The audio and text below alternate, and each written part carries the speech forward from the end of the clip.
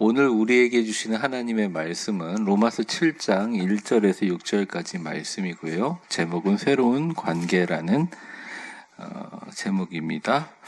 우리 같이 성경에 있는 말씀 같이 살펴보며 함께 읽겠습니다. 우리 6절까지인데 같이 읽겠습니다. 시작. 형제들아, 내가 법 아는 자들에게 말하노니 너희는 그 법이 사람이 살 동안만 그를 주관하는 줄 알지 못하느냐. 남편 있는 여인이 그 남편 생전에는 법으로 그에게 매인 바 되나 만일 그 남편이 죽으면 벗어나느니라. 그러므로 만일 그 남편 생전에 다른 남자에게 가면 음녀라.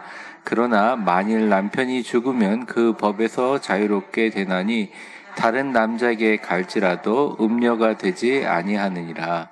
그러므로 내 형제들아, 너희도 그리스도의 몸으로 말미암아 율법에 대하여 죽임을 당하였으니 이는 다르니 곧 죽은 자 가운데서 살아나신 이에게 가서 우리가 하나님을 위하여 열매를 맺게 하려 함이라.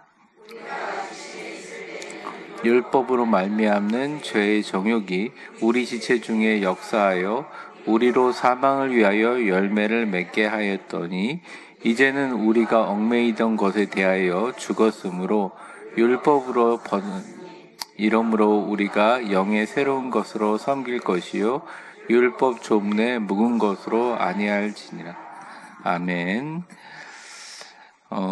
사랑하는 성도 여러분, 참 신앙이 알 것 같으면서도 알 것 같지 못한 이유가, 교회를 다니면서도 이게 맞는 것 같기도 하고 안 맞는 것 같기도 한 게 소위 말하는 율법이라는 단어입니다. 또 자유라는 단어, 믿음이라는 단어 다 애매하고 좀 어떻게 보면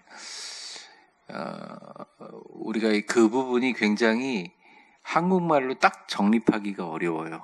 그래서 사실은 기독교인들은 성경적인 지식을 많이 알더라도 늘 로마서로 다시 돌아가야 합니다. 왜냐하면 이 로만 카톨릭에서 개신교로 우리가 이제 와서 이 장로교 통합 측이 저희가 이제 속해 있는 교단인데, 우리는 인간은 똑같잖아요. 죄 짓고 실수하고 회개하고 죄 짓고 실수하고 회개하고 우리의 연약함이 분명히 있는데도 불구하고 우리는 다 알고 있죠. 십자가에 우리를 위해서 죽으신 예수 그리스도의 보혈의 공로로 말미암아 구원받는다는 걸 알고 있잖아요.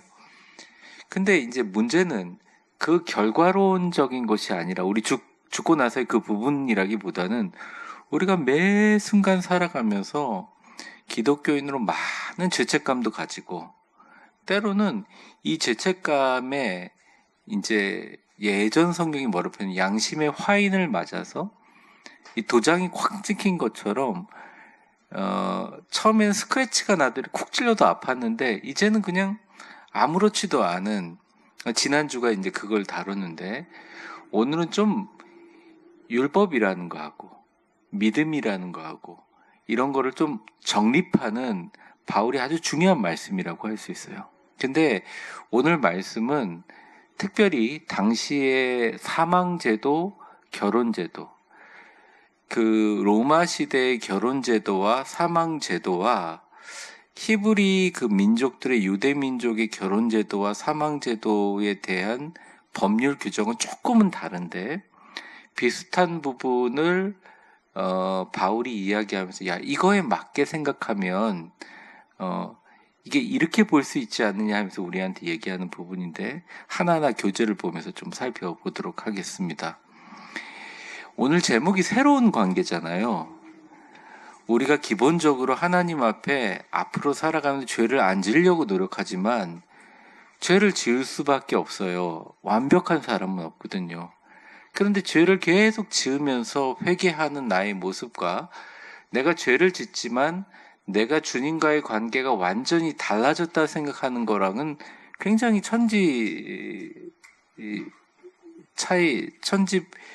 아주 큰 차이가 있습니다. 더우세요 혹시? 아니, 더우면 덥다고 얘기하세요. 더우시죠? 이걸 끄고요, 목사님. 이걸 켜달라고. 예, 반대로 이렇게. 네. 그래서 저는 항상 이게 빛의 조명을 받아야 더우시죠. 네. 여러분, 네. 나중에 이제 저거 켜주시면 됩니다. 자, 먼저 1절 교재에 있는 거 한번 보겠습니다. 교재에 있는 거 같이 읽어보죠. 시작. 형제들아, 내가 율법 아는 자들에게 말하노니 너희는 그 율법이 사람이 살 동안만 주관하는 줄 알지 못하느냐. 저도 잘 모르지만 누가 빚을 졌는데, 저도 그냥 들은 얘기예요. 저는 잘 모릅니다. 전문가가 더 있으시겠지만 우리나라는 어떤지 모르겠어요. 근데 외국 같은 경우에 살 때 누가 빚을 크게 졌어요. 근데 그 사람이 죽었어요. 그 사람 혼자고 뭐 결혼도 안 했는데 그 사람이 죽었어요. 그러면 그 빚 채무에 대해서 더 이상 추궁하지 않는 걸로 제가 알고 있거든요. 저는 모르겠어요. 우리나라는 잘 모르겠는데. 근데 당시에 로마가 가지고 있는 12법이란 제정인데 그림 2번 한번 보여주시겠어요? 잠깐만. 이게 이제 로마 사람들에게 법을 공포할 때 12가지의 그 1번서부터 10인까지 해서 12표 로마법 공개 장면입니다. 그래서 이걸 보통 이제 그리스어로 쓰여져 있었는데 이걸 깔끔하게 다 읽고 그것들이 시민들에게 구속력을 가져요. 특별히 결혼과 장래에 관한 그런 부분들은 확실하게 이제 구속력에 대한 이야기를 하죠. 그래서 아예 1절에 보면 형제들아 내가 율법을 아는 자들에게 말하노니 너희는 그 율법이라는 게 뭐 세법, 구속법, 결혼법 뭐 이런 것들이 사람이 살 동안만 주관하는 줄 알지 못하느냐. 이게 사람이 살아있는 동안에는 가능하다는 거죠. 즉 율법이라는 것은 그 사람이 살아있는 동안에만 해당되는 것이에요. 자, 그러면 밑에 한번 보겠습니다. 율법의 한시적 지배라고 되어 있고 동그라미에 바울은서부터 같이 읽어보겠습니다. 쭉 읽겠습니다. 시작. 바울은 율법을 아는 자들에게 말하며 율법의 지배가 사람이 살아있는 동안에만 유효하다는 점을 강조합니다. 이는 율법이 죄인을 정죄하고 사망에 이르게 하는 역할을 하지만 그리스도 안에서 새로운 생명을 얻는 자에게는 그 지배력이 더 이상 미치지 않음을 암시합니다. 이 율법이 사람이 살 동안에만 그 율법의 지배를 받지만 그 율법에 대해서 완전히 죽고 예수님과 함께 그리스도 안에서 다시 부활의 생명을 얻은 자에게는 율법이 가지고 있는 그 사망의 역할을 하는 지배력이 더 이상 역사하지 않는다. 그 보면 빨간 글씨로 갈라디아서 3장 24절이 있잖아요. 그거는 화면을 한번 보겠습니다. 시작. 이같이 율법이 우리를 그리스도께로 인도하는 초등교사가 되어 우리로 하여금 믿음으로 말미암아 의롭다함을 얻게 하랴. 화면을 좀 고정시켜 주시면 처음에 교회를 다닐 때 우리가 교인들은 이렇게 해야 돼. 성경에서는 이렇게 해야 돼. 또 한국 교인들은 이렇게 해야 돼. 그리고 우리 교회는 이렇게 해야 돼. 라고 하는 수많은 법들이라든지 규칙들을 통해서 그래도 신앙생활을 꾸준히 하고 교인으로서 역할을 할 수 있게 우리를 쭉 인도해 주십니다. 법이 필요 없다는 건 절대 아니에요. 예수님조차도 율법이 되게 중요하다고 말씀하셨어요. 근데 이게 예수님께 인도하는 초등교사인데 가만히 바울이 보다 보니까 소위 말해서 예수 믿는 사람들도 같은 교회 들어와서 그 율법으로 교육받아서 그리스도께 인도되었지만 나랑 법을 바라보는 시선이 다른 사람들과 분쟁하면서 오히려 그리스도 안에서 한 몸을 이루지 못하더라는 거예요. 법에 빠져서 오히려 예수님을 보지 못하게 됐다는 거예요. 그리고 늘 착각한다는 거예요. 내가 신앙생활을 잘해서 나는 선택을 받아서, 물론 맞는 말이긴 하죠. 내가 이 사람보다는 조금 나아서 하나님 복을 주고 이 사람보다 더 열심히니까 복을 주고 이렇게 생각한다는 거예요. 그런데 사실은 이것 하나님 앞에 인도하는 초등교사의 역할을 율법이 했지만 그 후는 뭐냐? 진짜 신앙의 어떤 수준에 올라가면 알아요.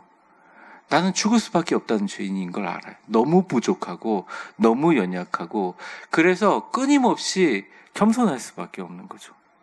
끊임없이 하나님의 은혜라는 걸 알게 됩니다. 나보다 정말 더 신앙생활 잘하고 나보다 더 훌륭한 사람이고 나보다 더 열심히 노력하는 사람이라고 할지라도 하나님의 은혜가 없으면, 또 나는 그 사람보다 훨씬 못할지라도 하나님의 은혜만 있으면 우리의 구원은 거기에 완전히 다 달려있다는 것을 깨닫게 되면서 굉장한 자유를 얻거든요. 그런데 이 초등교사인 율법에 매여서 지금 제가 얘기하는, 나중에 얘기한 자유를 잃어버리는 분들이 굉장히 많다. 그러니까 오늘 본문의 말씀은 아마 이 율법이라는 것을 이렇게 사람이 살아있는 동안 주관한다라고 하면서 이걸 설명합니다. 그런데 이 설명을 어떻게 하냐면 당시의 결혼 제도를 갖고 설명을 하거든요. 그림 1을 좀 보여주시죠. 읽기 전에. 이게 당시의 로마 고대 혼인을 하는 조각상이에요. 근데 조각상이 보면 잘 안 보이지만 이렇게 가운데 컵 같은 걸 들고 있고 손을 이렇게 잡고 있고 이런 줄로 묶거든요. 이게 줄로 묶는다는 게 뭐냐면 서로가 가지고 있는 어떤 뭐 반지와 같은 거죠. 서로 이렇게 묶는. 지금도요. 그게 로마가 이태리잖아요. 지금도요. 이태리는 절대 결혼 반지에 다이아라든지 이런 보석 같은 걸 붙이지 않습니다. 그거는 그냥 결혼식 예물이고, 결혼식 날 하는 이 반지는 반드시 아무 무늬가 없는 동그란, 뭐 금이든 은이든 동그랗게 돼가지고 이렇게 정확한 모양이 있어요. 동그란 원으로 딱 묶여 있는. 그게 뭐냐면 가장 신성한, 그러니까 뭐 지금도 이태리 사람들, 로마 사람들 엄청 농담도 말하고 장난도 많이 치고 결혼 전에 막 친구들한테 너 이거 결혼 다시 생각해봐라 막 이런 스티커들 막 붙여가지고 괴롭히고, 첫날 밤에 시계 50개를 각 방에 숨겨놔가지고 알람을 50번 맞춰놓고 별 난리와 장난을 다 치거든요. 그런데 딱 하나 장난칠 수 없는 공간이, 독실한 카톨릭 신자인 이 이태리 사람들이 성당에선 장난칠 수 없는데 그래도 결혼식 때 웃을 수 있는데 딱 웃지 못하는 순간이 이 무늬 없는 반지로 서로의 반지를 끼워주는 순간에는 가장 엉숙하고 아무도 웃을 수가 없대요. 왜 그러냐면 이 로마 사람들에게는 결혼은 묶는 거예요. 이게 서로에 꽉 묶이는, 뭐에 묶이냐, 내가 죽을 때까지 이 사람한테 묶인다, 이 사람 것과 내 것이 함께 연관된다, 그런 게 있거든요. 그래서 오늘 이 교재에 보시면 2절과 3절이 있는데 뭐 화면으로도 보여주셔도 되고, 교재에 보시면 교재를 한번 읽어보겠습니다. 굵은 글씨를 좀 생각해 보시면 되겠어요. 2절서부터 박스에 시작. 남편 있는 여인이 그 남편 생전에는 율법으로 그에게 매인 바 되나 만일 그 남편이 죽으면 남편의 법에서 벗어나느니라. 그러므로 만일 그 남편 생전에 다른 남자에게 가면 음부라. 이르되 만일 남편이 죽으면 그 법에서 자유롭게 되나니 다른 남자에게 갈지라도 음부가 되지 아니하니라. 이 부가 이제 부녀자 할 때 부자고 음란한 여인 취급, 음부, 음녀 이렇게 쓰여 있는데 개역 개정에는, 그러니까 너무 간단한 말이죠. 생전에는 이렇게 철저한 계약과 율법으로 매여 있기 때문에 남편 죽기 전에 만약 다른 남자에게 가면 그거는 음란한 부녀자라 취급을 받지만, 남편이 죽으면 그 법에서 자유한 것처럼 다른 남자에게 갈지라도 음부가 되지 않는다. 남편 생전에만 율법의 매인가 된 것이다. 이렇게 얘기를 합니다. 그래서 이런 표현을 쓰는 거예요. 오늘 밑에 보면 제가 한번 읽어보겠습니다. 동그라미 두 번째. 결혼 비유의 의미. 바울은 율법과 우리 관계를 결혼에 비유합니다.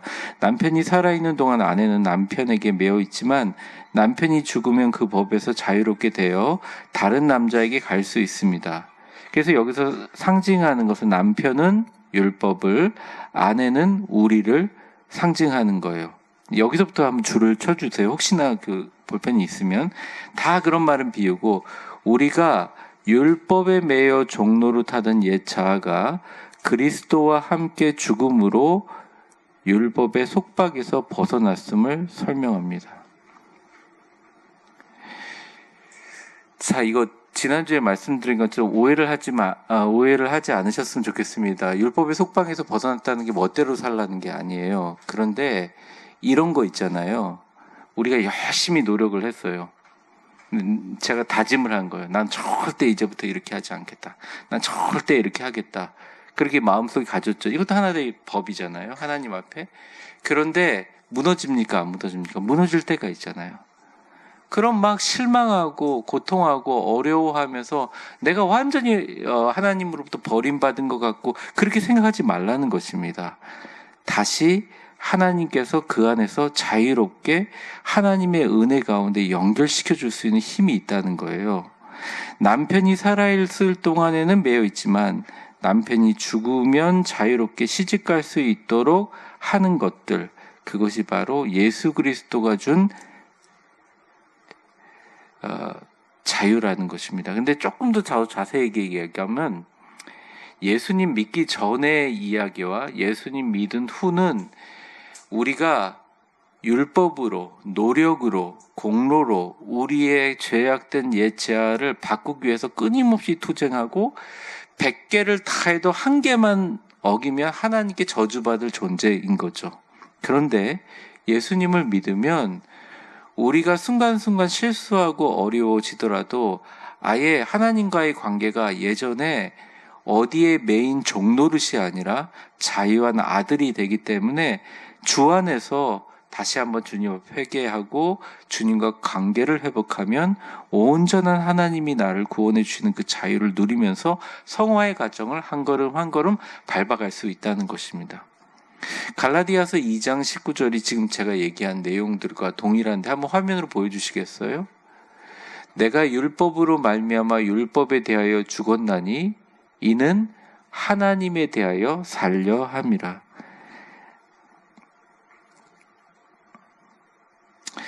적용을 한번 보시죠. 나는 율법의 정죄로부터 자유로워진 사실을 온전히 믿고 있는가? 그리스도 안에서 얻은 이 자유가 방종으로 이어지지 않도록 삶에 어떻게 적용할 것인가? 저는 요 두 번째 답에 대해서 고민을 많이 했는데요. 제가 여러분한테 드릴 수 있는 답은 딱 한 가지인 것 같습니다. 성령 충만하시고 성령님께 늘 의탁하시고 겸손하셔야 돼요.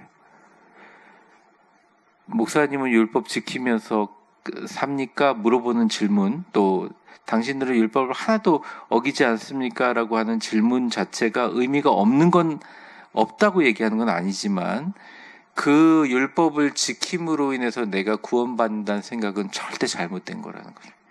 우리가 때로는 율법을 어기고 힘들고 어렵고 무력한 상황에 있다고 할지라도 우리가 이미 예수 그리스도의 피 공로로 인하여 구원받은 사람이기에 율법에 매이기보다는 하나님이 나에게 주셔서 율법으로 자유함을 믿고 그 안에서 새롭게 서야 된다는 것이죠. 사실은 이 부분을 우리가 잘 이해하는 것 같지만 늘 져요. 이기지를 못해요. 제가 한 두세 번 얘기한 적이 있는 것 같은데 루터가 사실은 이렇게 종교개혁을 시작할 때 가장 루터를 괴롭혔던 사람이 처음에 종교개혁에 같이 동참했던 종교개혁자 집단이었습니다. 그게 이제 스위스의 쯔빙글리라든지 뭐 제네바의 켈빈이라든지 여러 종교개혁자들로 이렇게 다 이어지지만 실제로 자기를 친하게 여기고 자기를 지지하던 사람들과 다 돌아섰어요. 그래서 루터가 자기는 폭력 투쟁을 원치 않았거든요. 종교 개혁으로 해서 다르다고 해서 상대방을 뭐 말살하거나 상대편을 아주 압살하는 그런 것들을 원하지 않는데 자꾸 이게 루터가 썼던 반박문을 통해서 엄청나게 확대되니까 평생 괴로웠다고 해요. 그러니까 루터가 늘 이게 정말 성경으로 돌아가자는 마음으로 한 건데 로마 캐톨릭을 개혁하려고 하는데 오히려 종교 개혁자들에 의해서 인간이 하는 일이니까 안 좋은 일들이 많이 벌어지는 거예요. 사실 그 당시 로만 캐톨릭은 굉장히 종교적인 어두운 시기였지만 이 교황의 힘이 너무 강하기 때문에 그 당시 예수님에 대한 말씀이라든지 그런 사본이라든지 그런 성서적인 자료가 엄청 풍만했다 그래요.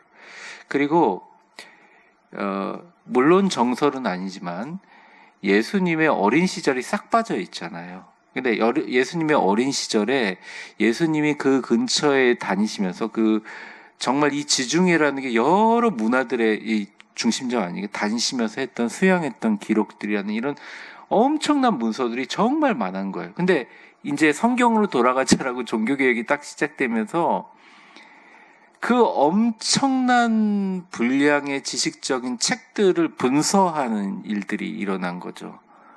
심지어는 어떤 도서관 같은 경우는 도서관 전체를 불태워버림으로 인해서 30만 권인가 없어졌다고 해요. 그리고 그 이후로 뭐 십자군 운동하면서 태우고, 그래서 여러분들 뭐 알다시피 알렉산더 대도서관이라고 지금까지도 그만큼의 책이 있는 데가 없었다고 하는데 지금은 그 도서관이 자리가 어디 있는지도 알지 못하지 않습니까? 영국에서 그것을 좀 흉내낸다고 해서 대형 박물관과 그런 도서관을 만들어서 지금 1200만 권을 가지고 있는 도서관을 건립해가지고 추진하고 있지만 사실은 그걸 다 모아도 정말 귀중한 자료, 특히 파피루스. 성경에 이건 다 사본이잖아요. 성경의 원문들이 적혀있는 파피루스 다 불태워진 거예요. 바티칸에 가지고 있는 것들 다 불태워버리고 그냥 이게 막 전쟁으로 막 된 거예요. 그래서 막 괴로움 때문에 잠을 못 자는데 어느 날 잘 때 마귀가 그러더랍니다. 너 같은 놈이 종교개혁을 해가지고 이렇게 사단을 일으키고 네가 구원받을 수 있을 것 같으냐, 네가 진벌을 받겠느냐, 이렇게 많은 사람이 죽고 이런 많은 사람이 전쟁하고. 근데 이제 그때 루터가 그랬다는 거죠. 내가 예수의 피로 너에게 선포하는 이 마귀야 물러가라 하면서 네가 아무리 나를 정죄해도 예수님이 나를 위해서 죽으셨고 로마서에 있는 말씀처럼 이제 내가 사는 것은 나를 위하여 십자가에 달려 죽으신 아들을 믿는 믿음으로 내가 사는 거지, 내가 살고 싶어서 하는 게 아니다. 하나님의 아들을 믿고 그 십자가의 공로로 내가 서 있는 거지, 네가 나를 정죄하는 건 이미 끝났다. 그러면서 이제 꿈에서 깨는 그거를 이제 루터의 나중에 저작에 나옵니다.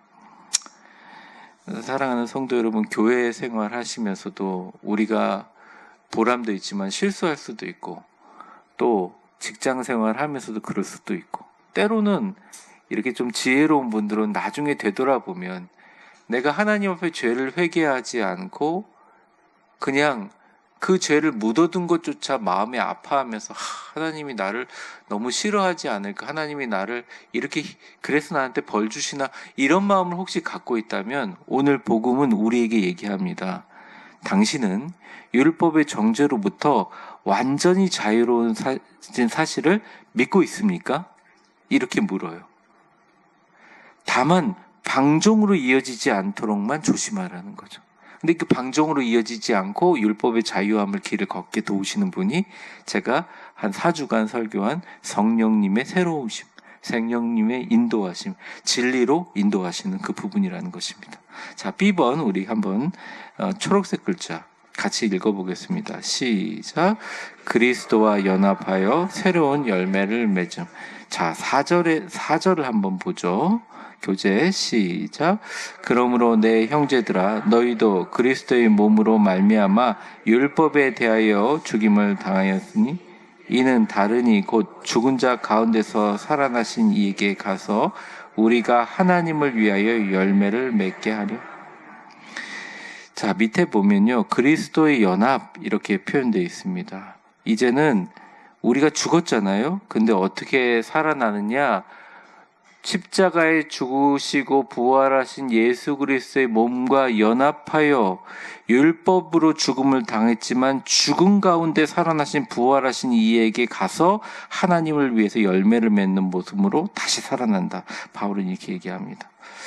그리스도의 연합 첫 번째 동그라미 땡땡하고 우리가서부터 읽어보겠습니다. 시작. 우리가 율법에 대하여 죽임을 당한 것은 그리스도의 몸으로 말미암아 이루어졌습니다. 이는 우리가 그리스도와 함께 십자가에 못 박혀 옛 자아가 죽고 부활하신 그리스도와 연합하여 새로운 생명을 얻었음을 의미합니다. 이 새로운 관계의 목적은 하나님을 위하여 열매를 맺는 것입니다. 자, 여기까지만 읽고요.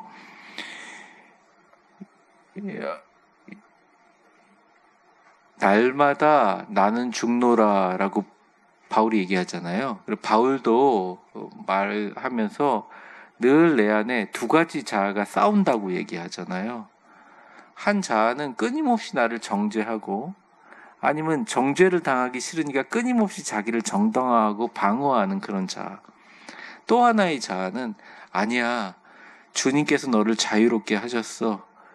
예수 그리스도께서 나와 함께 하셔서 나의 모든 죄를 짊어지고 가시고 지금도 십자가 앞에 주님 앞에 다 내려놓으면 주님께서 이 모든 것으로 나에게 새 생명을 주시며 새롭게 하실 거야 라고 하는 자아와 계속 싸우고 있다는 거죠. 앞에 것이 옛 자아라면 그것은 이미 십자가에 달리신 예수님과 함께 죽었다고 생각해라. 옛 자아가 예를 들면 어떤 걸까요? 아까 말씀드린 것처럼 큰 상처를 받았다든지 큰 아픔을 겪었을 때 계속 그게 생각나고 힘들고 고통스러우면서 마치 이게 신앙과 연결되는 것까지 직결되는 거죠.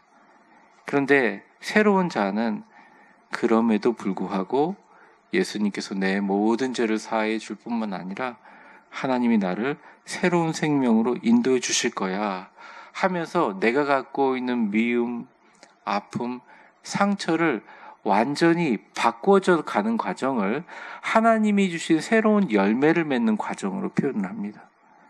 그래서 이거를 로마서에 기록해 놓지 않고 갈라디아서에 나와 있는 성령의 9가지 열매로 얘기를 하거든요. 갈라디아서 5장 22절서부터 23절까지 한번 같이 읽어볼게요. 시작. 오직 성령의 열매는 사랑과 희락과 화평과 오래 참음과 자비와 양성과 충성과 온유와 절제니 이 같은 것을 보통 다 이 성경을 읽을 때 절제니까지 읽으면 9가지 열매구나. 그런데 왜 뒤에다가 이 같은 것을 금지할 법이 없느니라 이렇게 나와 있을까요? 이 법이 바로 율법이라는 거예요. 율법의 영역에서 할 수 없는 것들을 사랑은 할 수 있고 기쁨은 할 수 있고 화평은 할 수 있고 오래 참음은 할 수 있고 자비와 양성과 충성과 온유와 절제로 할 수 있다는 것입니다. 고린도 교회도 마찬가지예요. 에베소 교회도 마찬가지입니다. 갈라디아 교회도 다 마찬가지예요. 예수님을 몰라서 힘든 게 아니라 예수님을 다 알아요. 예수 은혜 안에서 다 부활하고 새로운 생명이 다 되었어요. 그런데 여전히 옛자의 문제, 율법 문제를 가지고 죽을 똥 말똥 고민하고 고생하고 교회가 분열되는 모습을 보면서 누구 하나 그래 이건 내가 인정한다. 옛자는 인정한다. 하지만 주님께서 우리를 위해서 죽으시고 우리도 주님과 함께 십자가에 같이 못 박히고 다시 주님이 부활하신 것 같이 새로운 사람으로 새로운 생명으로 나타나게 되면 우리는 성령의 9가지 열매를 맺으면서 살아가는데 이런 것들에 대해서 터치하거나 금지하거나 막을 수 있는 어떠한 세상의 율법도 존재하지 않는다. 이렇게 얘기한 구절이라고 할 수 있습니다. 빌립보서 1장 11절 한번 같이 읽어볼까요? 화면 보여주세요. 시작. 예수 그리스도로 말미암아 의의 열매가 가득하여 하나님의 영광과 찬송이 되기를 원한. 그래서 우리 인생의 목적이 하나님의 영광과 찬송이 되는 거잖아요.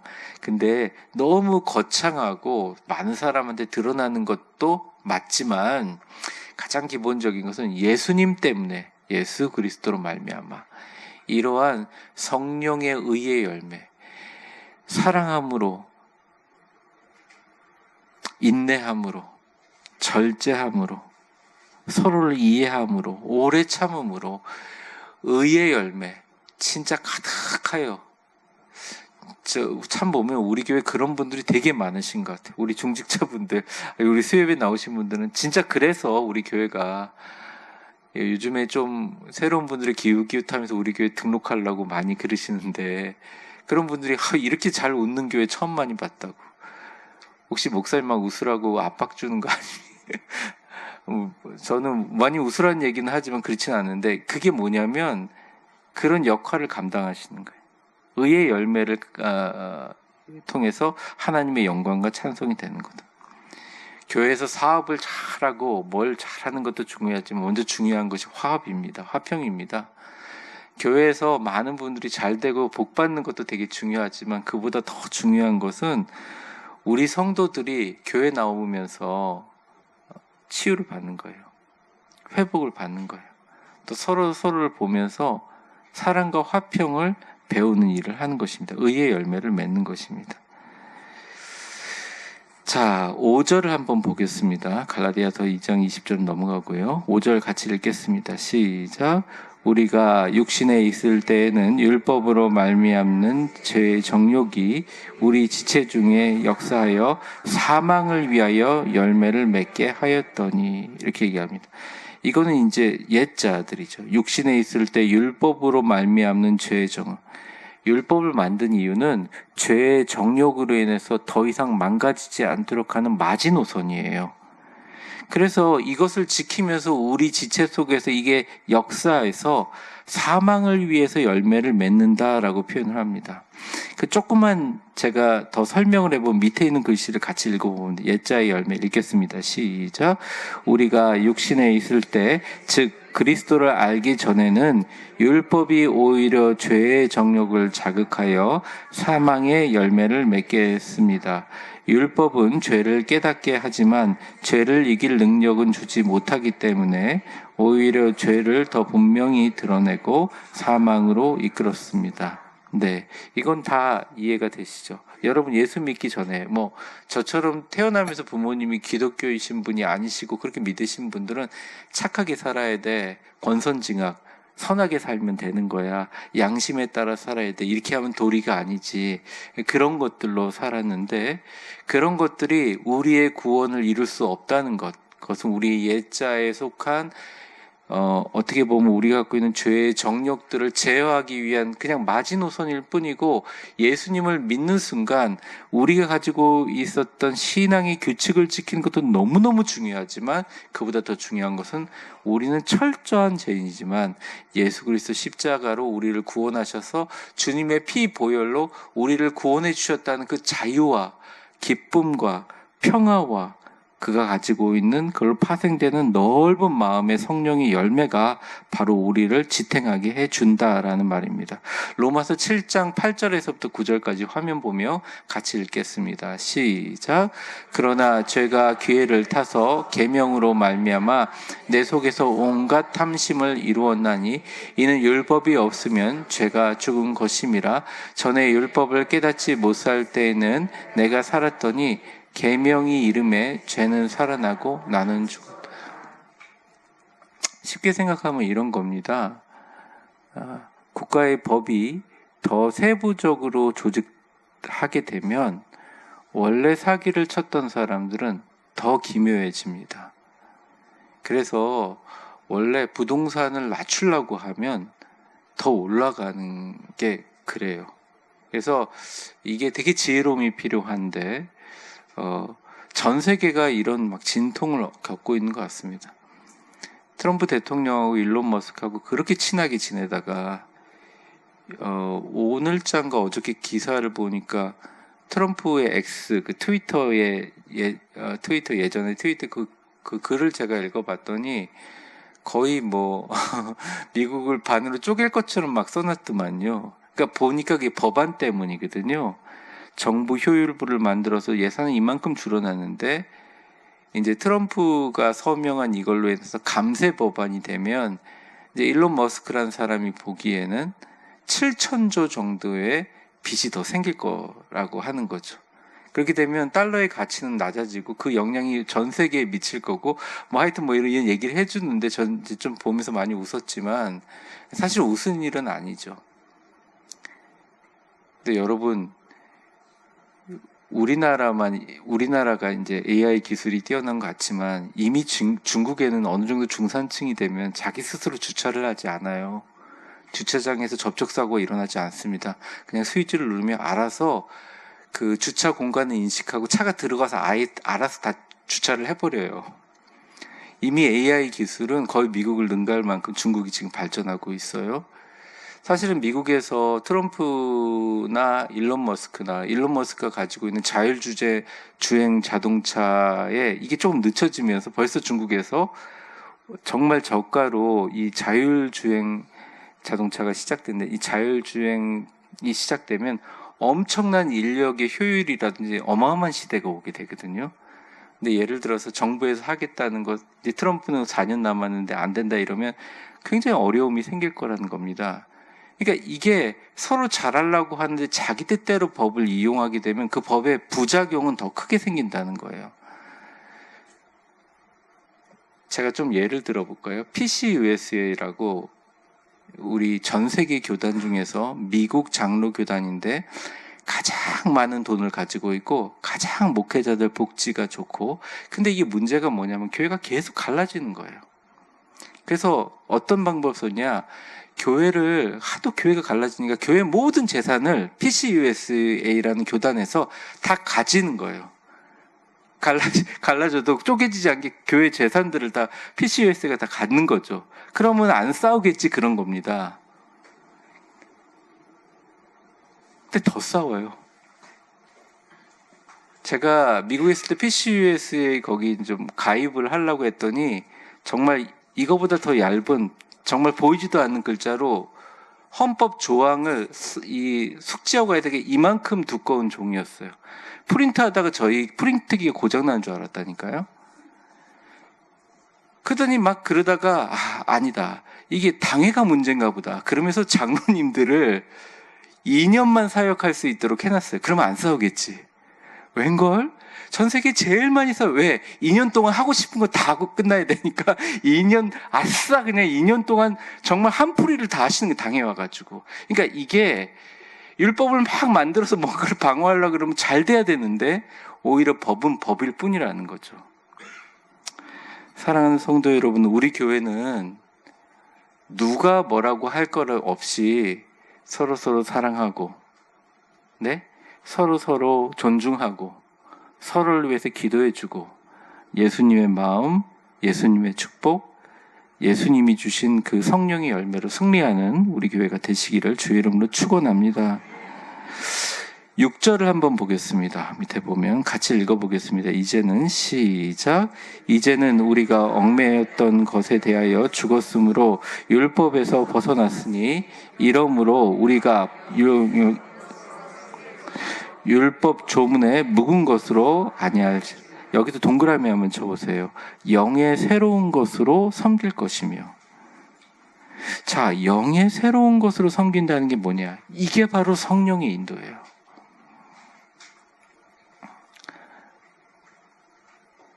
여러분 다른 것보다 성령 충만을 좀 구하시면 좋겠습니다. 우리 성도님들 참 성령 충만하신데 그래도 만족하지 말고 성령 충만을 계속 구하세요. 그러면 풀리지 않는 문제가 풀리기 시작합니다.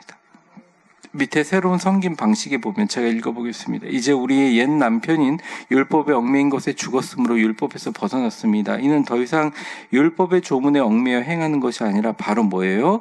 성령의 인도하심을 따라 영의 새로운 것으로 하나님을 섬기게 되었음을 의미합니다. 이것이 바로 그리스도 안에서 얻은 진정한 자유입니다. 여러분 신앙생활 하면서 조금 이렇게 불편한다든지 시험이 있다든지 마음에 어려움이 있는 걸 보면 대부분 신앙의 근본적인 문제도 있지만 사람에 대한 문제일 수도 있어요. 아니면 또 예전에 교회에 가지고 있었던, 또 교회에 가지고 있는 상처일 수도 있어요.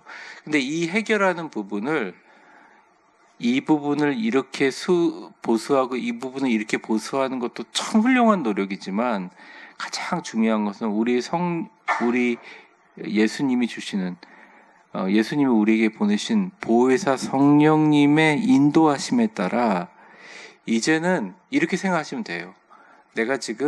저도 지금 설교하고 있지만, 여러분 설교를 듣고 있지만, 내가 지금부터 숨 쉬는 1초 1초마다 성령님은 아예 떨어지지 않고 나와 같이 동행하고 있다. 성령님은 나와 함께 그냥 걸어가고 있다. 내가 기침하고 아플 때도, 내가 몸이 아플 때도, 내가 마음에 성령님 계신다. 성령님과 상의해 가면서 성령님의 인도하심으로 나는 걸어가는 그리스도 안에서 진정한 자유로 느낌. 그리고 성령 충만하게 해달라고 기도하면 여러분이 참지 못하는 상황에 참을 수 있는 힘을 주세요.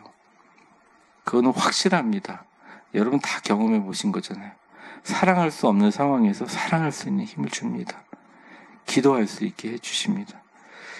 로마서 8장 2절 한번 보여주십시오. 같이 읽겠습니다. 시작. 이는 그리스도 예수 안에 있는 생명의 성령의 법이 죄와 사망의 법에서 너를 이 해방이라는 게 뭐냐면 바로 이러한 것들을 얘기하는 것입니다.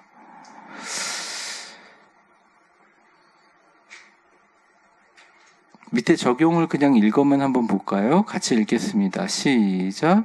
나는 지금 무엇에 얽매여 살고 있는가? 성령의 인도하심을 따라 영의 새로운 것으로 하나님을 섬기는 삶을 살고 있는가?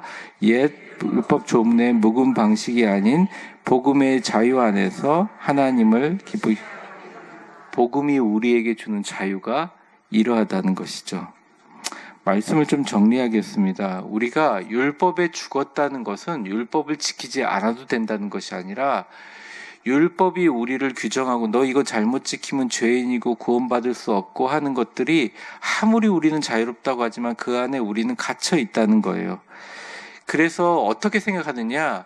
나는 율법에서 죽고 예수님이 십자가에 죽은 것처럼 같이 죽고 예수님이 십자가에서 부활하신 것처럼 그리스도와 연합하여 새로운 관계로 들어간다. 율법이 얘기하는 나의 정죄에서 벗어나서 성령 안에서 하나님을 섬기며 의의 열매를 맺는 삶으로 초대한다라는 말입니다. 혹시 여러분, 그래서 제가 좀 낙심하지 말라는 거예요.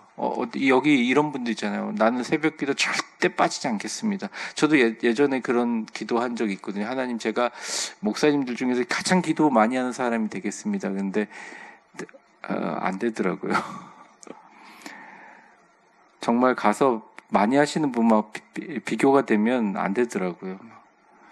최근에 만난 분은 2주간 금식기도 했다는, 저는 그렇게 못하겠어요. 힘들어가지고. 네. 해골이 돼가지고 오셨는데 그렇게 기도하면서 그러니까 너무 존경스러운데 안 되는 거예요. 내가 어떤 규칙을 정하고 하는, 그런데 내가 실망해서 하나님께 사랑을 안 받는, 아니에요. 여러분들도 내 연초에 결심한 거, 내 새벽기도 안 빠지겠다. 수요예배 안 빠지겠다. 내가 하나님 앞에 온전한 11조를 하겠다. 나는 내가 예전에 갖고 있는 죄악된 습관을 끊겠다. 잘못하셨잖아요? 그럼 다시 돌이키고 열심히 하려고 노력하면서 죄의식을 갖는 게 아니라, 내가 이렇게 할 수 있는 것은 하나님이 나에게 주시는 은혜 때문이야. 내가 이렇게 다시 돌려서 하나님을 바라보고 하나님께 더 가까워질 수 있게 하신 것은 성령께서 나를 자유하게 하신 거야. 그 성령님은 예수께서 십자가에 직접 돌아가시고 달려 죽으시면서 부활하심으로 우리에게 준 선물이야. 성령에 따라서 영의 새로운 것으로 나는 살아야 돼 라고 하시면서 끊임없이 성령의 인도하심에 따라 사시는 여러분들 되시기를 주의 이름으로 축원합니다.